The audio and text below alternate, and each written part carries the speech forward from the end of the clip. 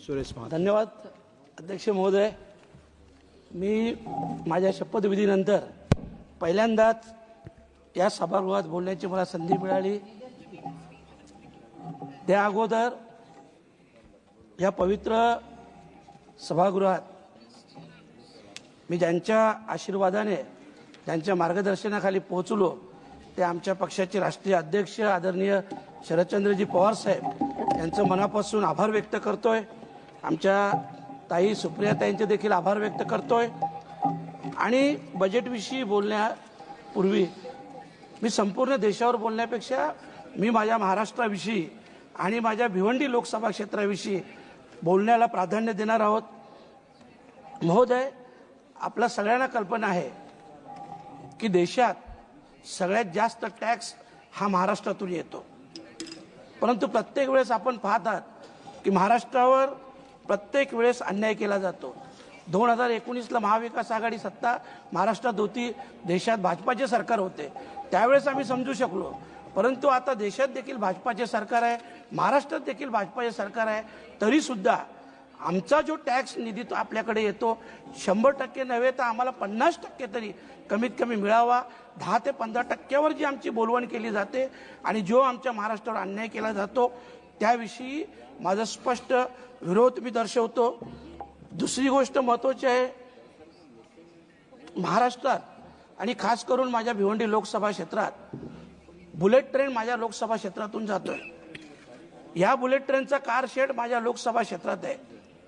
महोदय, या बुलेट ट्रेनसाठी हजारो करोड रुपये खर्च केला जातो.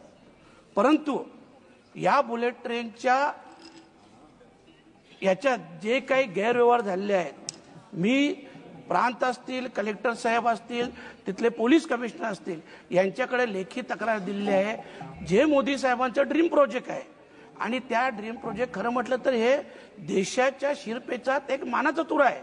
मला मान्य आहे, मी अभिनंदन देखील करतो मोदी साहेबांचं. परंतु इथं खूप मोठ्या प्रमाणात भ्रष्टाचार झालेला आहे. काहीशे करोड रुपये हे परत रिव्हॅल्युएशन करून 2020ला एका जागेचं एका स्ट्रक्चरचं व्हॅल्युएशन 100 रुपये केला जातो. परत 2024ला त्याच जागेचा त्या स्ट्रक्चरचं व्हॅल्युएशन 500-600 रुपये केला जातो.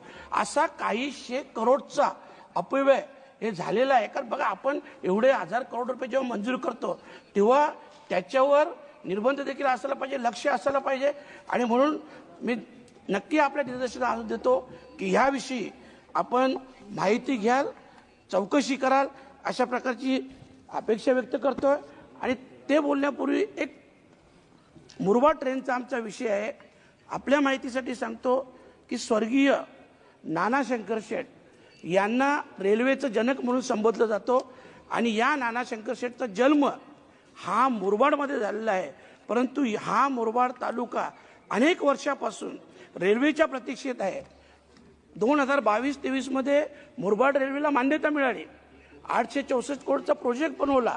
परंतु त्याच्यात आणखी लँड ॲक्वायरसाठी फक्त 1300 करोडची आवश्यकता होती. परंतु ते 1300 करोड 2022-23 पासून ऑगस्टपासून आजपर्यंत आम्हाला दिलेलं नाही.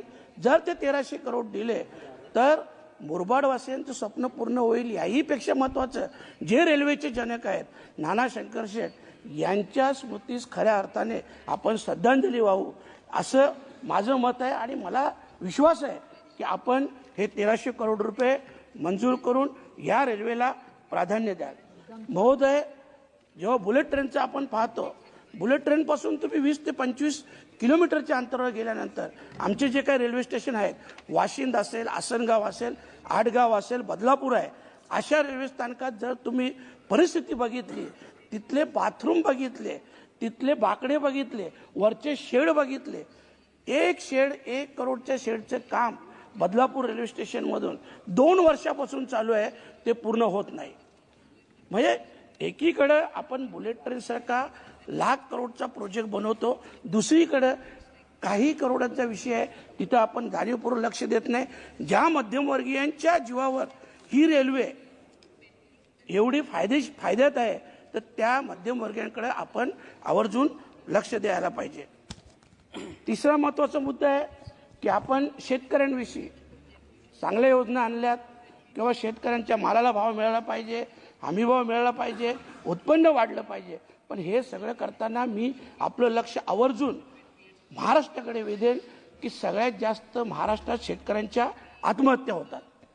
परंतु या आत्महत्येला जी काय भौगोलिक परिस्थिती असेल, जीही परिस्थिती असेल, या परिस्थितीवर मात करून त्याच्यातून मार्ग काढणे हे शासनाचं कर्तव्य आहे.